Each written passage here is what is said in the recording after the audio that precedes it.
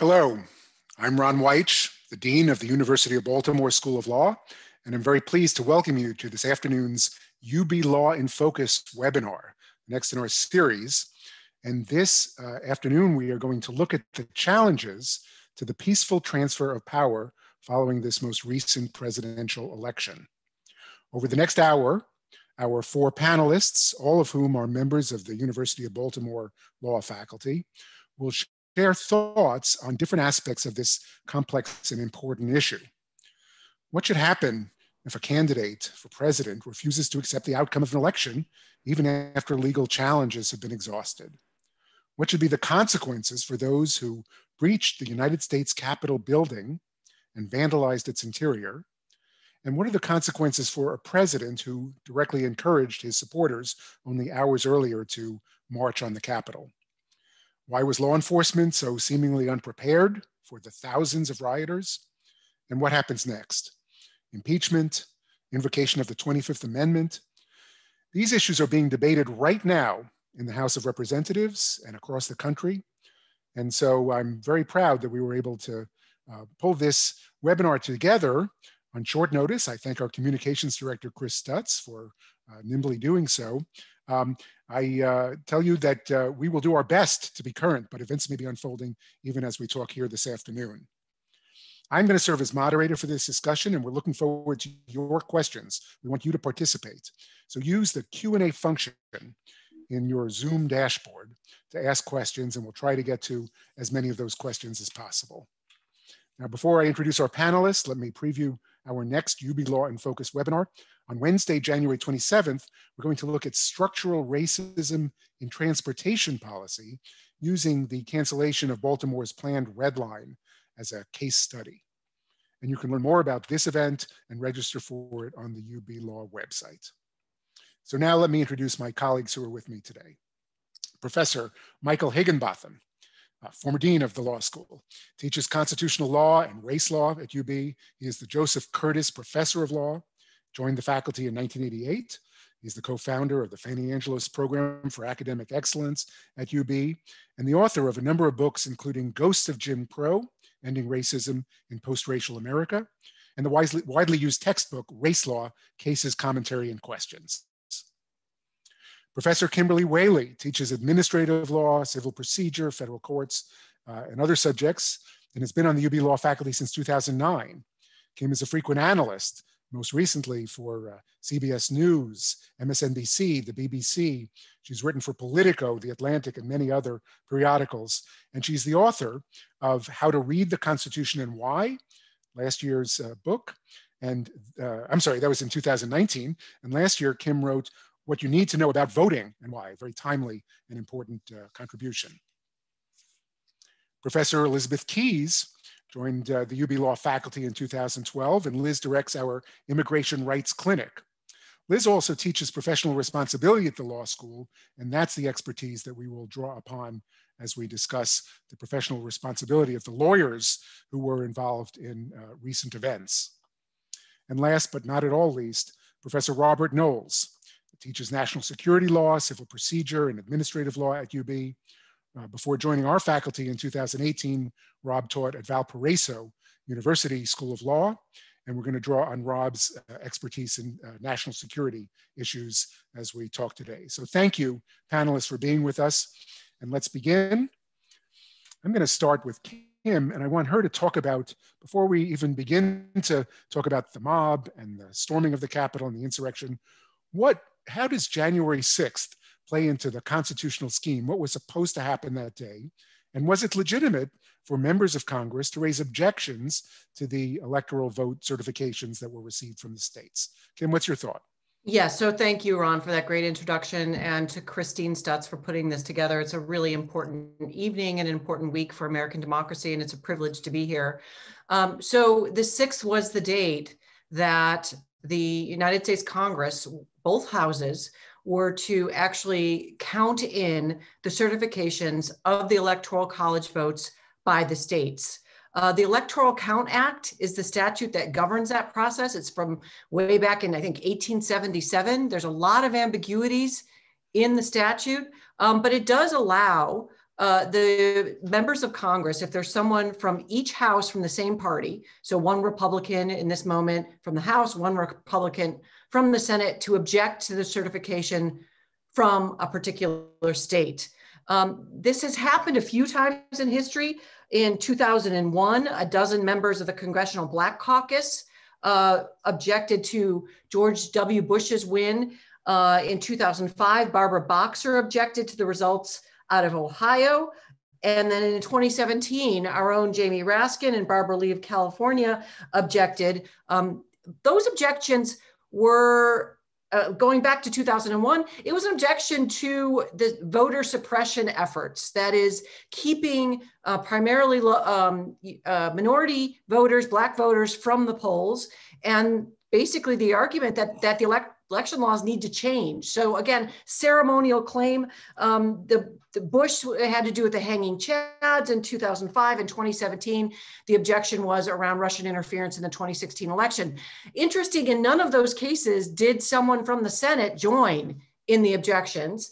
Why was this one different? It was different because we saw, starting in November 3rd and on, not only the president spewing falsehoods about the legitimacy of Joe Biden's popular vote and electoral vote win. And I know that people hear that and they hear politics, but we've seen 60 plus lawsuits, 90 judges, both from both sides of the political spectrum, including judges appointed by Donald J. Trump and people at the United States Supreme Court, all strike down, throw out, or withdrawals of lawsuits challenging as a matter of law and a matter of fact those votes in the various states and the certifications in those states. So that's really important for lawyers to keep in mind. We know there are laws governing lawsuits.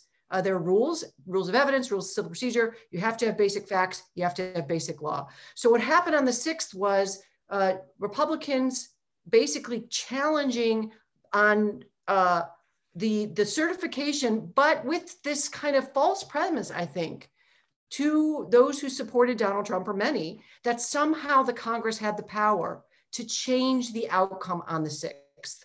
It's only if there is essentially a majority vote that would require Democrats to really have a question about a certification that there could be any tinkering with the outcome. And I really think there were many people, and I know we're going to get to the actual 6th and the riots, but there were many people who believed two things. One, that the election was, quote, stolen from Donald Trump, that somehow there was fraud, which there was zero evidence of that. And two, that the United States Congress had power on the 6th to take the election away from the people through the certification of the votes in the Electoral College and hand it as politicians to Donald Trump. And those two factual and legal misunderstandings and lies, frankly, I think gave rise in part to the trauma that we saw not only on the members of Congress and the people that died, but also on the system of democracy itself and the Constitution. Thanks, Kim. Let's talk about the lawyers. We already have a question in the chat. I direct you to the Q&A, but I'll take the question from the chat as well. And Shannon Kreiner asked the question that would go to Liz Keys as our professional responsibility expert. She says, my question concerns the lawyers, especially thinking of Rudy Giuliani, Josh Hawley, and Ted Cruz. And let's focus on Hawley and Cruz for the moment. Members of Congress, the Senate, both of them, interestingly, former Supreme Court clerks, who Shannon says encouraged the violence this past Wednesday. But I'd like to ask Liz, they raised objections. Kim says others in the past have raised objections. Was there a breach of professional responsibility in the actions of these very skilled lawyers in raising this issue under the circumstances that Kim described? Liz, how do you see that? It's a really interesting question, and it's a little bit complicated, and yet at the same time, not at all. So first, sort of quoting the immortal Jeff Goldblum from Jurassic Park, just because you can do a thing doesn't mean you should do a thing. Or in the words of our own in-house University of Baltimore expert, Professor Rubinson, vis-a-vis all the rules of conduct, just because you might have an argument you were on the right side of a line doesn't mean you should engage in the behavior. And I think Professor Whaley has laid out that this is an extremely troubling stretch at best of, the ambiguities that are in that 19th century law. But the questions I've seen sort of floating around are a few. One is, well, they're not representing a client. So the rules of professional conduct that guide lawyers and bind lawyers don't apply. And that's actually not true. And I would also sort of complicate the question of the client. But for now, there is a rule. It's Rule 8.4 in almost every jurisdiction, including the 3 where Senators Hawley and Cruz are barred, DC, Missouri, and DC, Missouri, and Texas. And 8.4 applies to lawyers, whether they're in a lawyer-client relationship or not, and that has long been understood to be the case. And 8.4 is the rule about maintaining the integrity of the profession. And specifically, lawyers holding public office assume legal responsibilities going beyond those of other citizens. That's in the commentary to the model rules. So then it breaks down into a couple points. First, what's the misconduct? What is the standard that they have violated? 8.4b says they can't commit crimes. Lawyers can't commit crimes. And I'm not going to get into at this point whether what Senators Cruz and Hawley did was incitement, which would be a crime federally and in per DC law. That is a question for criminal lawyers that I believe Department of Justice today has said, look, we're investigating. That's for the prosecutors to figure out, do the facts fit the law? But 8.4c, and yes, when you're a PR nerd, you get into the subsections. 8.4c is engage in conduct involving dishonesty, fraud, deceit, or misrepresentation. And that is clearly what these senators were doing by furthering, deepening, expanding the sense that the vote had been stolen. That is the area where, in terms of professional conduct, they are most at risk. Now, some might say it's toxic for bar licensing authorities to get involved in such high-profile political matters. But the clear effect of that is that the more egregious the offense, the more likely it is to be high profile, which means those egregious offenses are the least likely to see any accountability. And I frankly think that's a wrong approach to these cases. Lastly, it is true that Senators Cruz and Hawley were not acting in any kind of attorney-client capacity. But the ethics scholar in me sees a useful tool in the way we think about lawyers as counselors. Lawyers, when no judge or adversary is pointing out the flaws and weaknesses and risks in our opinions and actions. As counselors, it's incumbent upon us to exercise the key phrase, independent professional judgment, as we interpret the law and counsel our clients accordingly. And as senators bound to uphold the Constitution, this kind of self-check embodied by the rule governing lawyers as counselors could, I believe, prove extremely useful. And I think we will get to Mr. Giuliani later. We'll get to Mr. Giuliani later because he doesn't have speech or debate clause protection that Hawley and Cruz have. And he is maybe acting in a attorney-client relationship. So we'll get to that, but now let's bring in the events of the 6th beyond the constitutional process when a mob stormed the Capitol, broke through the barricades that were there, entered the building, and frankly trashed the building. We know 5 people died in that event. Rob Knowles, bring your national security expertise to bear here and tell us, how could there possibly be such under-enforcement, such lack of preparation? How is it that the authorities allowed this to happen? Was there authority that wasn't utilized in this situation? Yeah, so the quick answer to that is yes. There were a number of authorities that were not utilized, a number of agencies in the government, law enforcement agencies that were not deployed that could have been deployed either in advance or on the day as the events unfolded in the Capitol, and it became clear that it was a a very serious threat to the joint session of Congress. So what happened was a failure to recognize the seriousness of the threat, and that comes from, and I know we'll talk about this more, but it comes from an orientation within the national security state of the United States toward Islamic terrorism, right? Going back to 9/11, and that has been the primary focus, and it's very hard to dislodge that as the key mission when it comes to national security. And so as a result, there's been much less attention paid to white supremacist and right-wing terrorism. And so as a practical matter, it's not taken as seriously. And so the same tools and the same agencies that were deployed for other events in DC were not deployed for this one. And part of it has to do with not taking that threat seriously. So what happened specifically is that the National Guard was requested and permission was not granted. So it was requested, National Guard deployment was requested apparently by the Speaker of the House, and her request was declined. There was a very small National Guard contingent of the DC Guard that was made available, but it was much later, after multiple requests were made, that finally the DC National Guard was deployed. Now, so why did that happen? So the DC Guard is unique. Unlike any other state's National Guard, is not under the control of any governor. So the mayor of DC doesn't have control over the DC Guard. Instead, that authority rests with the Secretary of Defense and ultimately the president. Why?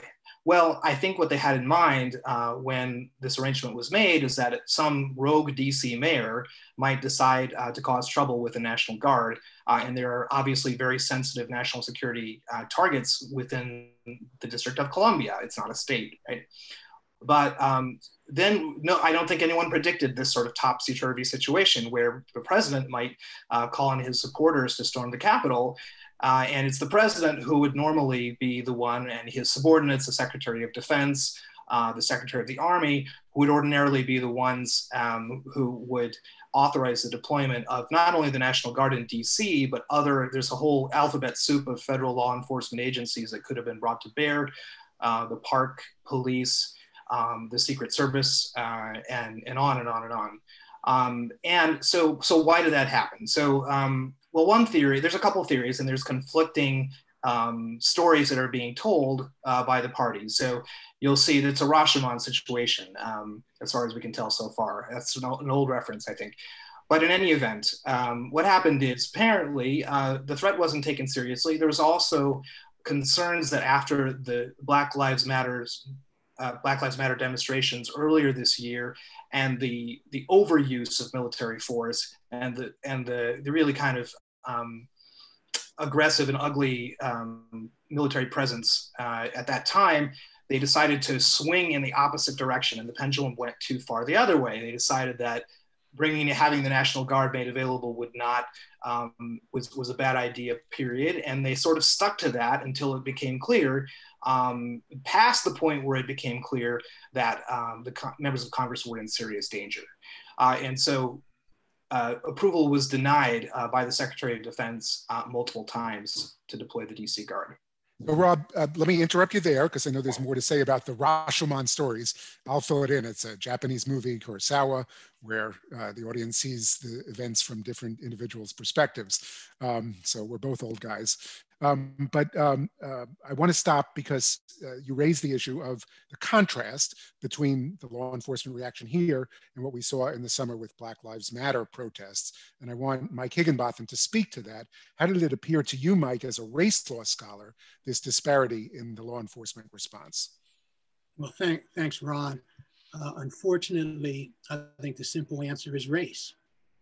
And, whether you're talking about preparation of law enforcement or response of law enforcement or the policy of law enforcement, the simple fact is that it highlights the duality of experiences that Black and brown people have with law enforcement, whether they're protesters or whether they're simply engaged in living while Black. The duality of experience has been very, very different. And I think what you see on Capitol, in the Capitol recently, and compare it with whether or not you're talking about how freedom riders were treated in the 1960s, or whether you're talking about how Olympic protesters were treated when they raised their fists in the 1968 Olympics, or whether you're talking about NFL players taking a knee during the national anthem, the response has been much harsher than it would have been had it been individuals that were supporting white supremacy.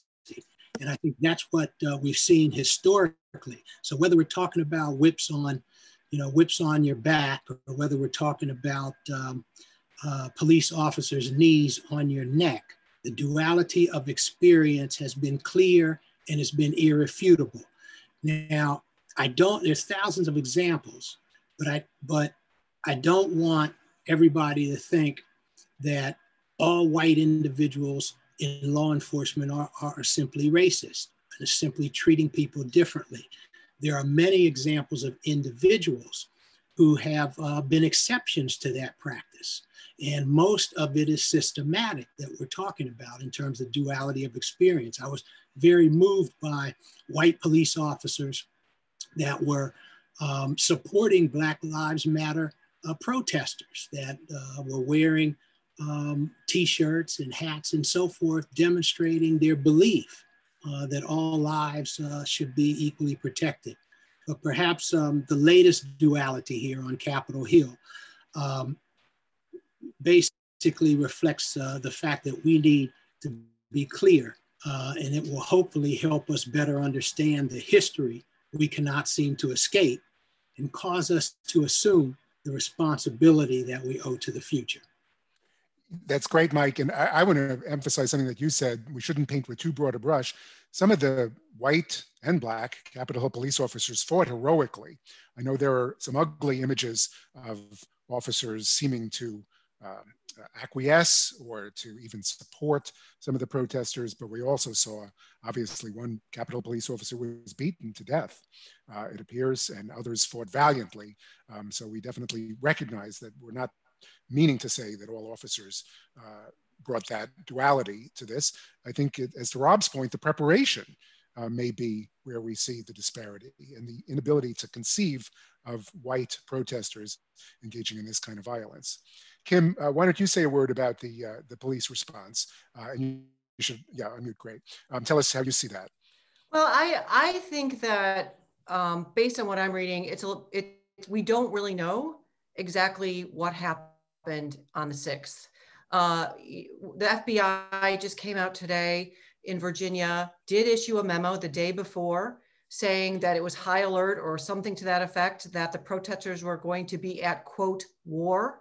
And for many of us who've lived around Washington for a long time, and I'm sure Professor Keyes could weigh in on this as well, the basic crowd control was not in place. That is, there were not the barriers around the Capitol that you would see with large crowds. There were not police officers on horseback. There were not bomb sniffing dogs. We know there were bombs. And I should also mention, and Professor Knowles indicates it correctly, that the Department of Defense was at the chain of command in this moment with respect to the response. However, and Donald Trump was, with the exception of the Capitol Police, he's in charge of all the other federal workforce. And remember, over the summer, during the Black Lives Matter, former Attorney General Bill Barr deputized people from other parts of the government to get that many law enforcement in place. But Donald Trump let go the Secretary of Defense, Mike Esper, in December, kind of suddenly. People didn't understand why. We also know, and I just use this as a pinpoint, not because I'm drawing any connections, but because we have to keep this in context, that the New York Times a few weeks ago broke a story that the Russians have been hacking over 250 government and private servers for over 8 months, including servers in, for example, the Department of Energy, which houses things like the nuclear codes. I just think it's really premature to understand how to connect the dots as to the spectacular failure. And I'm just not so sure that the blame, it doesn't lie higher up, and that there wasn't as some members of Congress, House Representative Clyburn, whose laptop was stolen from an inner office. I know, Dean White, you probably know that building like the back of your hand. People are surprised that they would be able to find that. So I just think we need a deep dive, and I think that should be primary for the Biden administration, so this doesn't happen again. And I wanted to just also, if you follow up on Mike Higginbotham's point about race. What happened on the 6th is against a backdrop of systematically keeping people of color from the polls since day one of this republic. Voter suppression efforts, and of course we have a long history of lynching. And if you look at the people or the communities that were challenged as not having legitimate votes, voter fraud, they were primarily communities of color. So we have to look at whether what happened, the anger on the 6th, has a link to widespread anger around giving people of color the franchise in this country. And it was quite striking to see the Confederate flag being flown in the Senate hallways. The Confederate Army itself never got to the U.S. Capitol, but last week we saw the Confederate flag being flown, as well as at least one noose being erected outside the building. I want to turn to remedies, but impeachment and censure and 14th Amendment and so forth. But Allison Aminzadeh ask a very interesting question in the chat. Let's just pause for this question. She writes, as lawyers, we try to use precise and accurate language whenever possible. I'm wondering about the threshold question of what to call the events of January 6th. Is it an insurrection, a coup, an attempted coup? How should we be talking about it? Let me ask any of you, Liz, I see you nodding. Do you have a thought as to how to talk about this? Sure. My co-panelists may correct me on this, but my understanding is those terms are not carefully defined in our laws. And so where I've been getting guidance is from political scientists, and especially comparative political scientists and historians who have made a study of this. And I can post a link in the chat to, Jill Lepore is a very thorough writer and did some analysis on this. So I'll put that in the Q&A. But I think it's a question where if a court were to take up this question somehow, they would be looking heavily to other disciplines who've studied the question more carefully. But I yield the floor in case I'm not correct.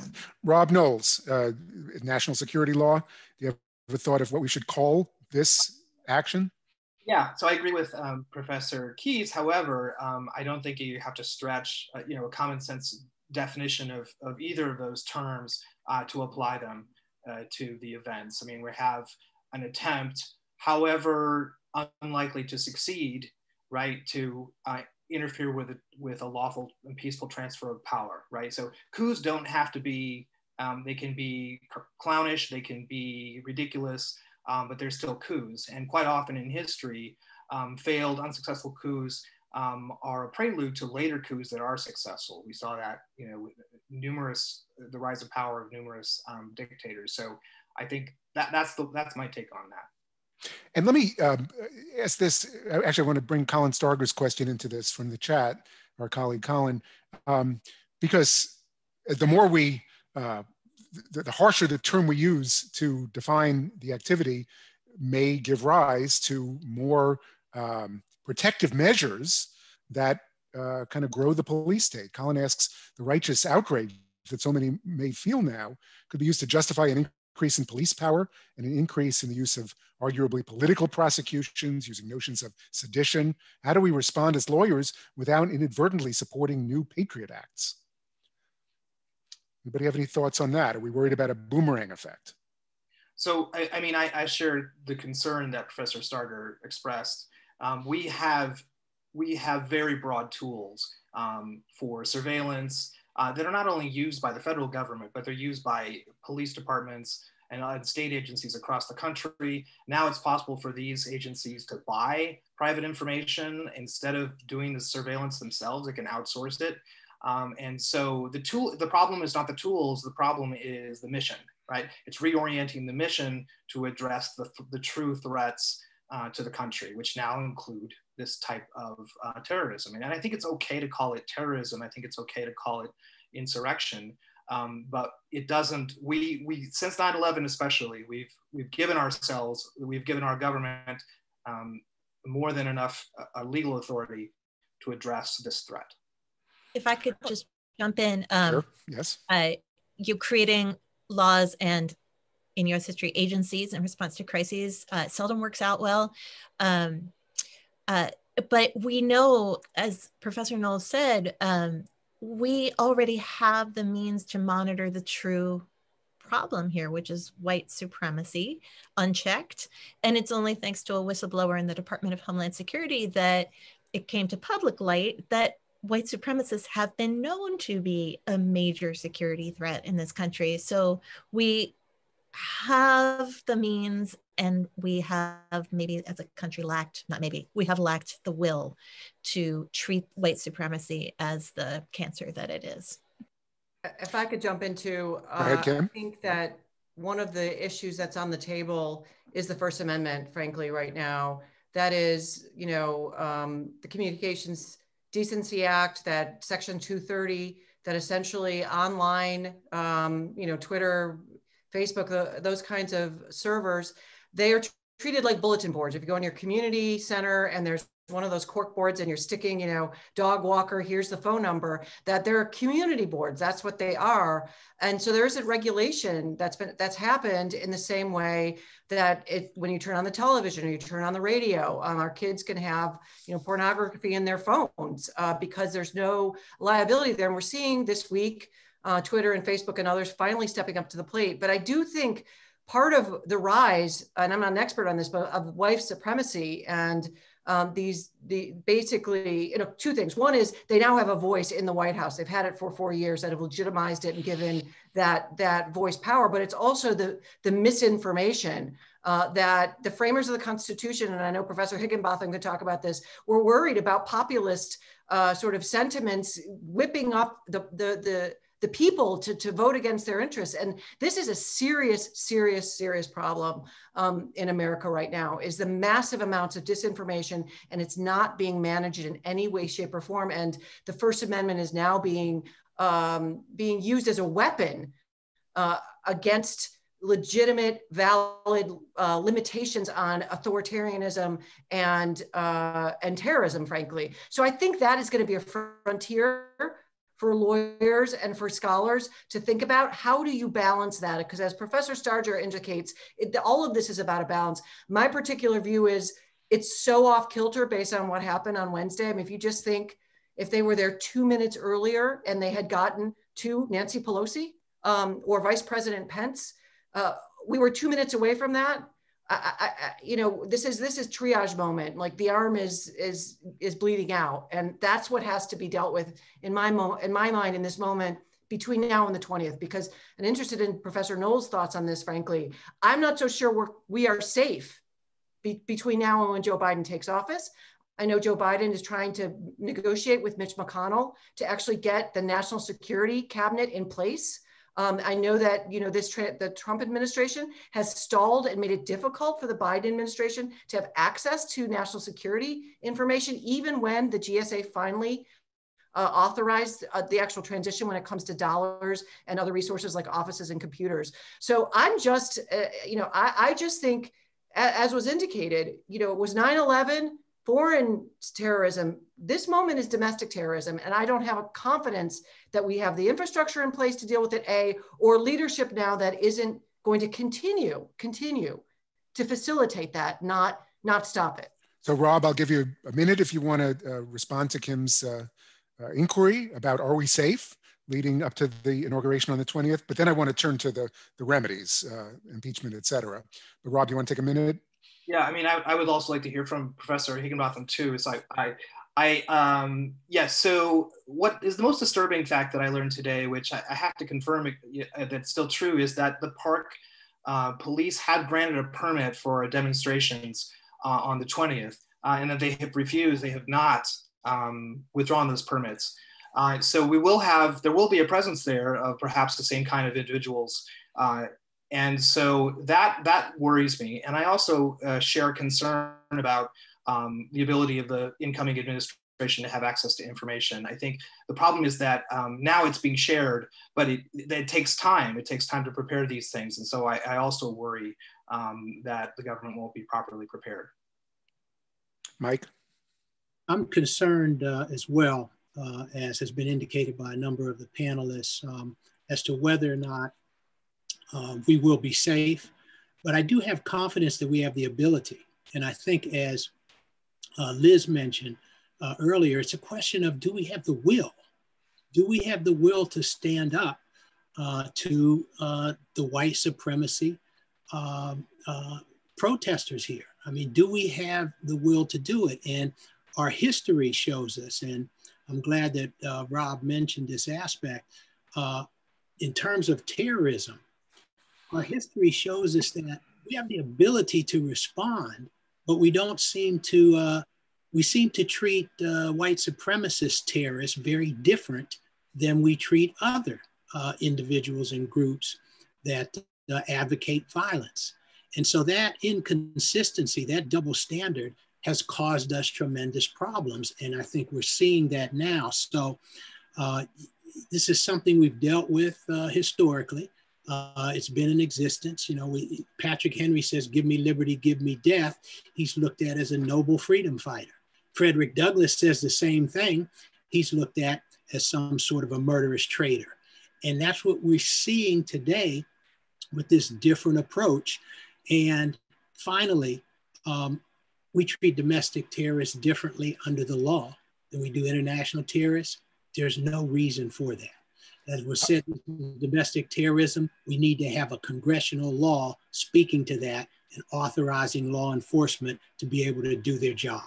Well, I'll note, and I think this is relevant, that the incoming Attorney General, Merrick Garland, Judge Garland, was, in his time at the Justice Department, one of the lead prosecutors in the Oklahoma City bombing case. So he has experience with domestic terrorism. That, of course, was a far-right action as well, and it killed a number of people in the federal building in Oklahoma City, including children, and he handled that prosecution with others. And so I think that experience is going to be quite relevant as he begins his work as Attorney General. But let's talk about some of these remedies. And again, I encourage the audience members to continue to send questions through the Q&A function. Someone raised their hand, but they can type in a question. But in the meantime, let's ask the panelists, what should we do right now? The House of Representatives is considering the 25th Amendment, or encouraging the Vice President actually to invoke the 25th Amendment with a majority of the cabinet. Impeachment is on the table. And then there's, interestingly, this clause in the 14th Amendment, which I happen to have on my iPhone here, in which back in the days when the Congress had to deal with the Confederacy in the aftermath of the Civil War, they said that individuals who have engaged in insurrection or rebellion against the Constitution would be disqualified from federal office. Obviously, they weren't going to let the Confederate office holders back into the government, although there's a safety valve. 2/3 of the Congress, each house can vote to relieve that disability. Should we turn to the 14th Amendment? Boy, wouldn't the constitutional law professors among us enjoy that? And of course, now I'll bring a little legislative process into this. A bill that seeks to invoke this clause would only require a simple majority, subject to the filibuster, so 60 votes, whereas impeachment requires 2/3 in the Senate, 67, which is a very high threshold. So tell me about the range of remedies and which ones each of you think the Congress should be considering. How do we sanction the president for encouraging this action? Kim, do you want to start? Sure. So the range of remedies, we've got resignation, which I think no one anticipates that's going to happen. We have impeachment, the second impeachment. The wrinkle there, of course, we will see him impeached tomorrow. And that just means it's like an indictment. A grand jury issues an indictment. We still actually have to have the trial. Right now, the Senate is in recess, and I'm sure Dean Weich can speak more about the specifics of that. But Mitch McConnell has said that it needs unanimity in order to bring them back early. So a trial wouldn't happen until after Joe Biden takes office and Kamala Harris has the tie-breaking vote once the 2 Democrats that were just elected in Georgia give the majority to the Senate. And then the third piece is going to be remedy. So say there's a trial in January, And some people, again, Representative Clyburn said, wait 100 days. Some people say, no, you can walk and chew gum at the same time. But really the problem for the Constitution in that moment is that a conviction requires 2/3 of the Senate. And that's 17 in this moment. I mean, there'll be fewer, but 17 members of the Republican caucus. And there's just still, it's stunning to me when they were crouched on in the Capitol floor, worried about their lives. Not to mention the legitimacy of them as a coordinated branch of government, that there still is just sort of political limitations on this. So that might not happen, which I think could be another blow to legitimacy of the impeachment clause. That would be kind of, I think, the death knell to it actually having any meaning whatsoever. And of course, the framers thought that was going to be the primary mechanism for holding presidents accountable. If they did get over that hurdle, they could do what you mentioned, that the 14th Amendment, and ban him from office. That would historically, just as a matter of common law, only require a bare majority. The 14th Amendment hasn't been used. I think once it was used with a member of Congress. The issue there is, and this is very Trumpian, I think. I mean, if you're thinking about him in 2024, I've been saying ad nauseum now for 4 years, it's not what the Constitution allows, it's what he gets away with. So it's how is that enforceable? So if there were a resolution by 50%, you can't hold office again, and he just runs. And the people say, listen, I want him to run. I think it would be an important shot across the bow. The other thing that a removal could function, and I put a piece in the Hill this week, that maybe it could be nunc pro tunc. I haven't done the deep dive on that, but that is just like a judge, you do it retroactive to the date that he leaves office. Presidents get $200,000 plus a year in a stipend. They get $1 million a year in travel money. They get GSA funded office. They get a secret security detail. The First Lady gets stuff. So I think some people might say there should at least be not the perks of a post-presidency, given what happened this week. The other part is the 25th Amendment. Jamie Raskin, our own member of the House, has introduced a resolution that's being voted on tonight. As you indicated, the 25th Amendment really functions, I think the better reading, as a preliminary injunction, whereas for impeachment, you have to wait to the end for the remedy, just like a trial. Preliminary injunction, you get your remedy now, and then the Congress, after sort of back and forth, batting back and forth, whether he is unable to do his office, could then give him back the power. The beauty of the 25th Amendment is the power would go right to Vice President Pence. And I'm just maybe a minority, but I just think that's a safer route for America between now and the 20th, given the many, many unknowns as far as what the plans are to stay in office, because we know Donald Trump is still saying to this moment, he won the election, Kevin McCarthy, at a phone call today, very loyalist, a loyal member of the House, has said, it's over, President Trump. He's not there yet. So I think there might be more stuff happening that we can't even anticipate in this moment. The 25th Amendment requires, under any circumstances, the Vice President has to trigger it. It can either be then the cabinet or under the Constitution. And I haven't read the resolution, but the Constitution authorizes Congress to give it to a committee. So in theory, there could be a separate committee that would sign on with Vice President Pence, and then that would be triggered. And of course, the 20-day reflection period would happen after Joe Biden takes office. So there's no way Donald Trump would get that power back. And the benefit of that would be Mitch McConnell, the Republican caucus, wouldn't necessarily have to go on record one way or the other, which I know is a real problem with the fissures right now in the Republican Party. Lisa Murkowski and others saying, no, this guy should go. Pat Toomey in Pennsylvania and others saying no. The last piece is, it's floating around as a negotiation for a censure. My sense is Nancy Pelosi says no, House Majority Leader. She thinks this, the gauntlet needs to come down for the Constitution and the rule of law. So I guess at the end of the day, my view is there's no good answer to this, both in terms of the president being basically, I think, shouldn't have the power right now because he's using it in dangerous ways domestically, and also what happens to the legitimacy of the checks and balances. The last piece, of course, is prosecution. Yeah, hold that. Okay. Before we get to prosecution, let's just see if Liz, Mike, or Rob want to say anything about the constitutional remedies here. 14th Amendment, impeachment. Ron, Mike, yeah. I would just add, I think that Kim laid out all the aspects and the parameters of the remedies. I would just add that I think it's very, very important that we do have accountability for what has transpired, because there's some people that are arguing that this creates more division and more conflict. But if you don't have accountability for wrongdoing, whether you hold the highest office in the land or the lowest office in the land, if we don't have accountability for wrongdoing, that sends the wrong message to everyone, not only Americans, but also to those who are looking at democracy around the world.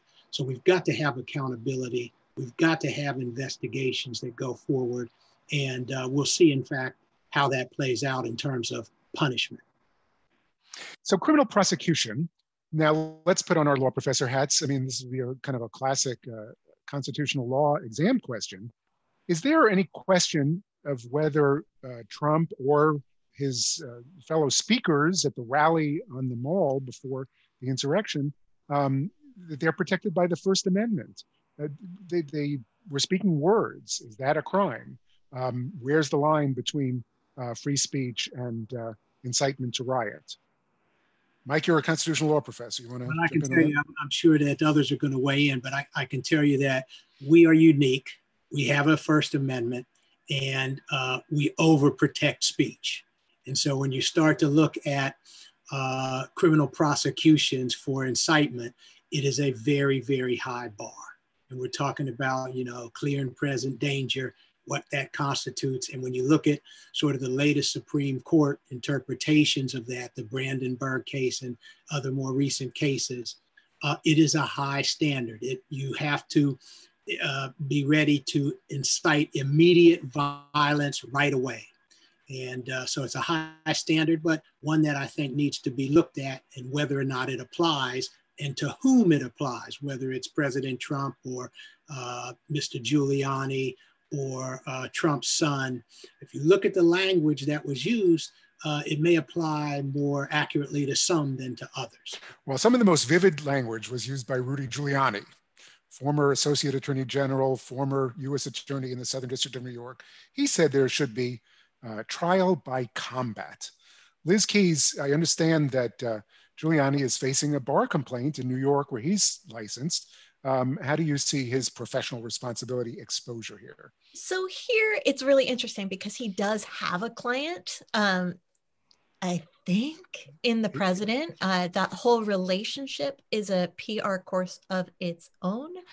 But arguably, he was speaking as the president's lawyer. It's why he was there. And so there are a broader range of consequences and in terms of sort of professional misconduct, including that section I glossed over earlier about criminal liability of Senators Cruz and Hawley, which I think is a heavier lift. It's a little bit more applicable to Giuliani, where he proved to have incited. That's disqualifying as a lawyer. The efforts against him in New York are to eject him from the New York's, I'm forgetting the name of the association, but it's not the licensing authority. I have not yet seen efforts to actually disbar him or other lawyers from this administration who have had their moments. So the consequences at this point are relatively light, extremely light relative to the stakes. And I think they're dissatisfied for lawyers to restore the integrity of the profession. But in light of the actions that have been committed and the deaths that resulted and the desecration of the Capitol and our constitutional procedures, even disbarment seems like a pretty light penalty. I want to call people's attention to the fact that 160 law deans around the country this morning issued a letter, and I was proud to sign this letter, calling on lawyers to abide by their professional responsibilities and be true to the ideals of the profession, and pointing out where some have fallen short of that in this episode. I refer people to the UB Law website where this letter is available and highlighted. Let's, in the time remaining, I want to get back some of the questions that we have. Let's talk about the issue of social media. Kim touched on this a moment ago, but Facebook and Twitter have removed Donald Trump. Twitter, I think, permanently barred him from their platform. Amazon Web Services has cut off Parler, which some of the right-wing groups have used to communicate. What do we think of those efforts to limit communication by the president and his followers on social media? Are we concerned there about a boomerang effect to endanger the free speech of others who might have unpopular thoughts? Reactions from anybody? Rob. Well, I just answered a question about this in the Q&A, but what part of the problem is that you have these immensely powerful and dominant media platforms, and this reminds me a lot of the history of the rise of Mussolini, Hitler, and other similar. They used the medium of radio to dominate and sort of get around newspapers. And I think we see something similar happening with the media platforms now. And I'm not saying that we have a Mussolini or Hitler amongst us, but I do see a parallel there. And it may be that we need to regulate with a heavier hand in the way that the airwaves used to be regulated by the Federal Communications Commission. Maybe we need to look into antitrust as a remedy. Maybe these platforms are just too big and we need more to create diversity more that way, rather than empowering these companies to regulate each. Other thoughts from other panelists about these, I'll say First Amendment issues, but it's not the First Amendment. These are private actors. It's a more speech. Are we concerned about cutting off avenues of communication in our society? Well, I just wanted to add, if it's okay. Kim, yeah, sure. About how people to think about how social media and our internet lives actually work. First of all, it's virtually impossible to live anymore in society without it being wired in some way. We're being tracked all the time. And you think about historically, you're sold something, and then you get a product. That model, and I'm not an antitrust expert or an economist, but that model has shifted. We think we have access to this stuff for free, but actually we are the commodity. It's our data that they then gather and sell. And these companies are, as Professor Knowles indicated, some of the richest and largest in the history of humankind.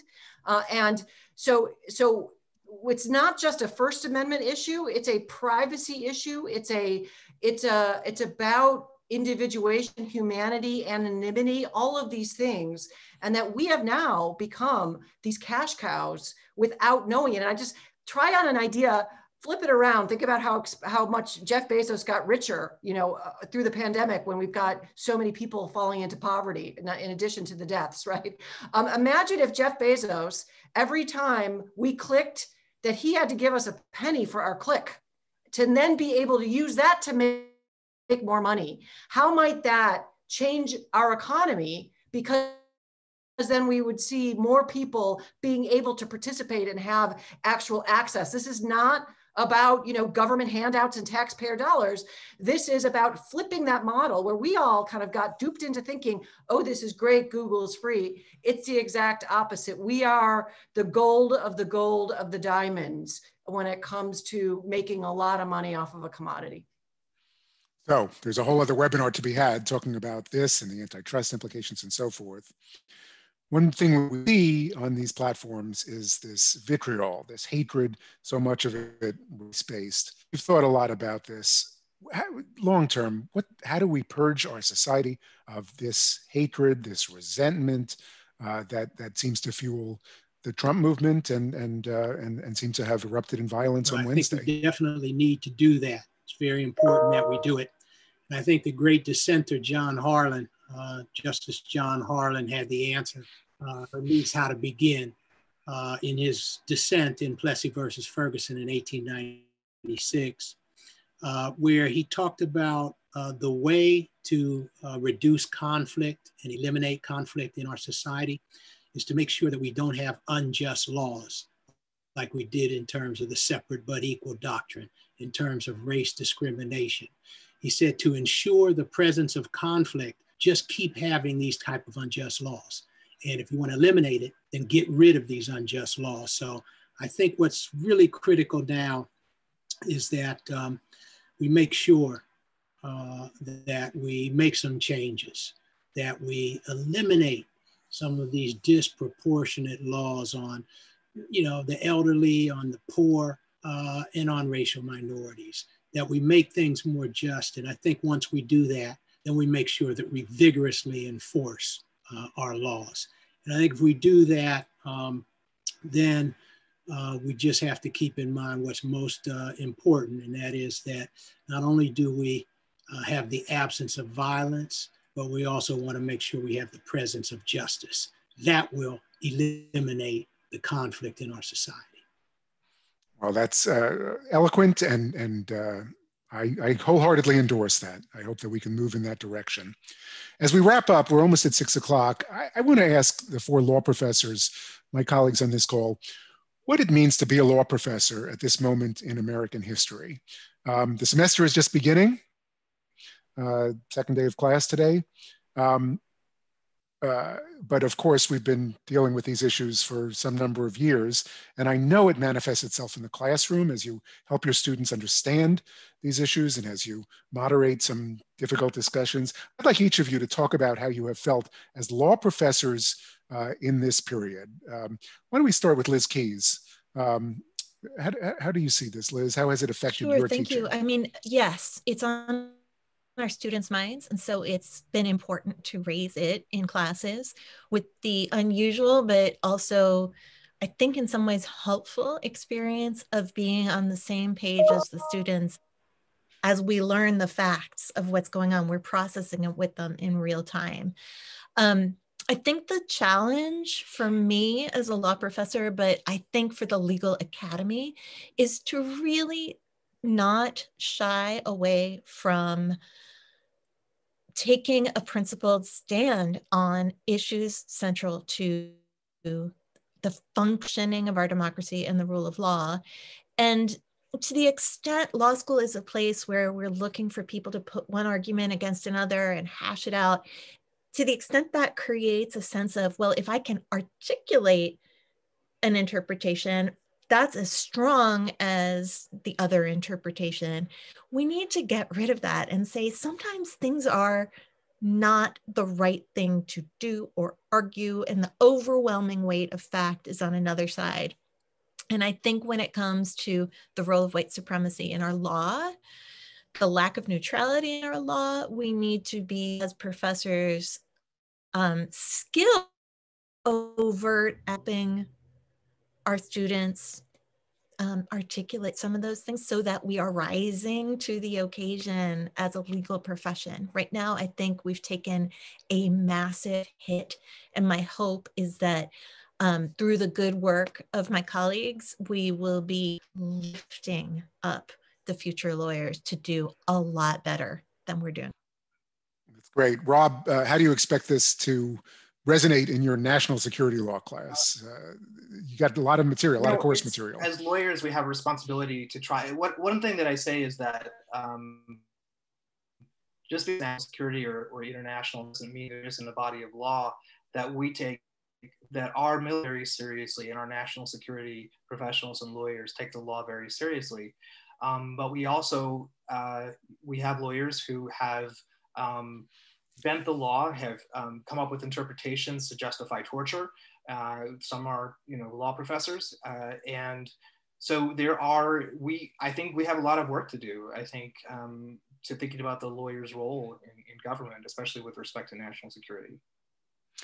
Tim, you're so visible on these issues, and we appreciate so much that you bear the affiliation of the University of Baltimore as you appear on national television and radio and other media outlets. Do your students follow you? Have you found that they are watching you on TV and listening to you on the radio? And how does that affect your teaching? Well, some do. I actually don't know the extent. I have had students say, "My mom saw you," things like that, which is always nice. But one of the challenges is the idea that this is all political, and I think that's come up in with some of my students, and it certainly comes up in the broader populace. And I just want to echo what Professor Keys said. Lawyers, a couple things. One is there are real facts and there are laws, and we can debate the policy based on the facts and the law, and that doesn't make it political. And the other thing, and so, you know, this black and white thinking that I think society is lodged in, black and white and black and white. Lawyers learn to look for the gray. Lawyers need to grapple with the ambiguity, but do it from a basic law. And the other piece I think is absolutely crucial, what I try to do in my classes, is to go back to our sense of humanity, decency, and common sense.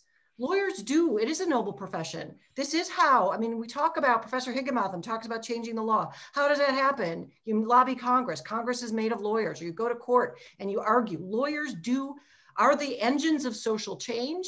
And it's a higher calling, and it's a privilege to be in this law school and to be one of the people that have the access to be able to think smarter. And I like to think that it's incumbent on people with this privilege to share that basic framework for thinking about these hard problems. These are not political. It's we the people, not we the Democrats, not we the Republicans. And if the Constitution goes down, which it's flailing right now, we all go down with it, all of us. And so I would encourage people to have the hard discussions, to not write them off and say, oh, it's political. I don't want to get into that, because we need to go back to having civil discourse where we respect each other's point of view. We have policy distinctions, but it's moored in those three things: facts, law, and ethics, your own value system of right and wrong. You cannot check that at the door. You don't do it in your regular life with your teachers, with your family members, with your friends.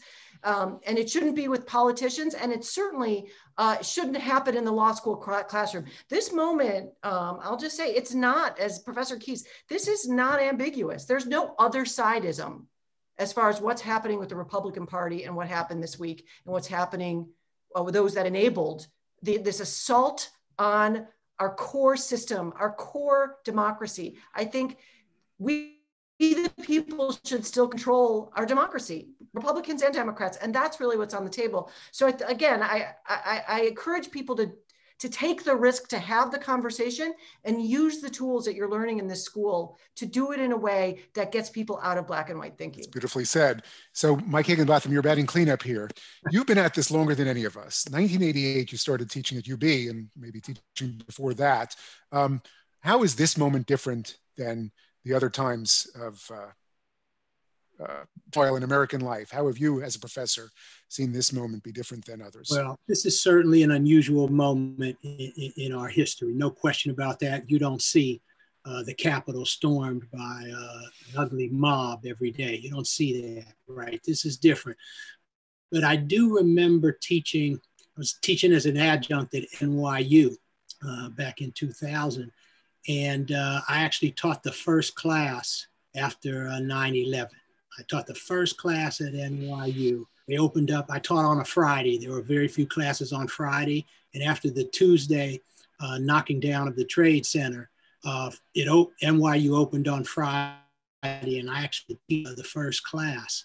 And it was very, very difficult to teach under the circumstances. But I told my students that we just need to talk about the law, because the law may create problems, but it can also be the solution.